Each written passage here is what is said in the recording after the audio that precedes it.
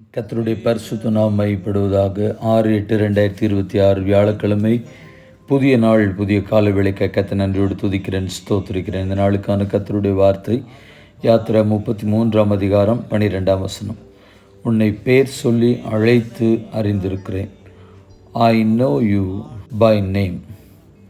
அழைக்கும் தேவன் என்கிறதான வார்த்தைகளிலே தேவனுடைய வார்த்தையை இந்த நாளிலே நாம் கேட்போம். கர்த்தருடைய பரிசுத்த நாமம் மையப்படுவதாக. நம்மை ஆண்டவர் பெயர் சொல்லி அழைத்து அறிந்திருக்கிறார். நம்மை கூப்பிடுகிற தெய்வம், நம்மோடு கூட பேசுகிற தெய்வம், தம்முடைய அன்பை நம்முடைய வாழ்க்கையில் வெளிப்படுத்துகிற தெய்வன் நமக்காக இருக்கிறார். எந்த தெய்வமும் ஒரு மனிதனுடைய பெயரை சொல்லி கூப்பிட்டதில்லை.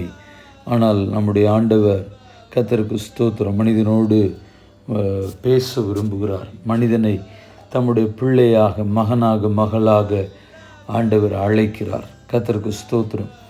ஆண்டவர் வேதத்திலே யார் யாரெல்லாம் அழைத்தார், அழைத்தவர்களோடு என்ன சொல்லுகிறார் என்பதை குறித்து வேதத்தின் வசனத்தின் மூலமாய் கேட்கலாம். யாத்திரை 33ஆம் அதிகாரம் 17ஆம் வசனம். அப்பொழுது கர்த்தர் மோசேயை நோக்கி, நீ சொன்ன இந்த வார்த்தையின்படியே செய்வேன். என் கண்களில் உனக்கு கிருபை கிடைத்தது. உன்னை பேர் சொல்லி அழைத்து அறிந்திருக்கிறேன். கர்த்தருடைய நாமம் மையப்படுவதாக. மோசேயை ஆண்டவர் பேர் சொல்லி அழைத்து அறிந்திருக்கிறாராம்.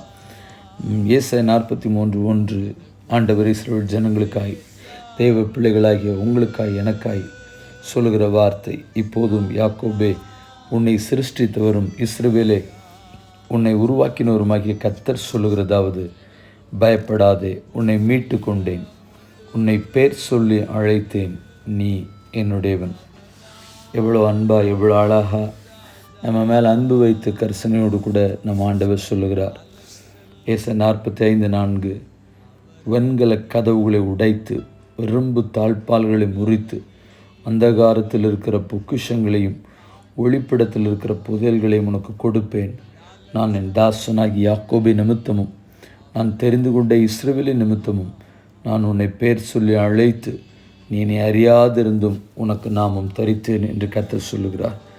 நம்மை அழைத்து நமக்கு ஒரு பெயர் சூட்டி, எந்த அளவிற்கு ஆண்டவர் தம்முடைய அன்பை நம்முடைய வாழ்க்கையில் காண்பிக்கிறவராக இருக்கிறார்.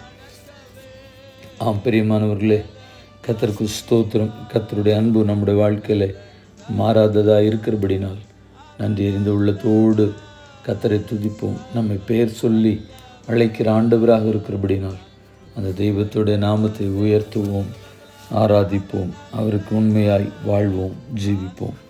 கண்களை மூடி ஜெபிப்போம். பரிசுத்தமுள்ள நல்ல தேவனே, எங்களை பெயர் சொல்லி அழைத்து அறிந்திருக்கிறவர், எங்களுடைய ரூபம், எங்களுடைய இருப்பிடம், ஆண்டவரே, இன்னாருக்கு இன்னாருக்கும் நாங்கள் மகனாக, மகளாக பிறக்க வேண்டும் என்று சொல்லியும், நாங்கள் எங்களுடைய தாயின் கர்ப்பத்தில் இருக்கும் பொழுதே எங்களை பெயர் சொல்லி அழைத்து அறிந்திருக்கிறவருமாகிய தெய்வம் எங்களோடு கூட இருக்கிறபடினால் உம்மை துதிக்கிறோம், ஸ்தோத்திரிக்கிறோம். ஹல்லேலூயா. அழைப்பின் சத்தத்தை கேட்டு, தேவனுடைய சத்தத்தை கேட்டு தேவ சுத்தத்தை நிறைவேற்ற எங்களை உம்முடைய கரங்களை தாழ்த்தி ஒப்பு கொடுத்து சமர்ப்பித்து ஜெபிக்கிறோம் எங்கள் பரிசுத்தமுள்ள நல்ல பிதாவே, ஆமென். வாழ்த்துக்களுடன் ஜெபங்களுடன் pastor Jebadas. WhatsApp 9345353730. May Jesus bless you all. Amen. நேற்று கேள்வியும் பதிலும். மண் வீடுகளில் வாசம் பண்ணி பொட்டு பூச்சியால் அரிக்கப்படுகள் மேல் அவர் நம்பிக்கை வைப்பது எப்படி? யார் யாரிடத்தில் சொன்னது? தேமானியனாகிய எலிப்பாஸ் யோபுவிடம் சொன்னது. யோபு 4:19. இந்த நாளுக்கான கேள்வி, திடன்கொள், எழுந்திரு, உன்னை அழைக்கிறார். யார் யாரிடத்தில் சொன்னது?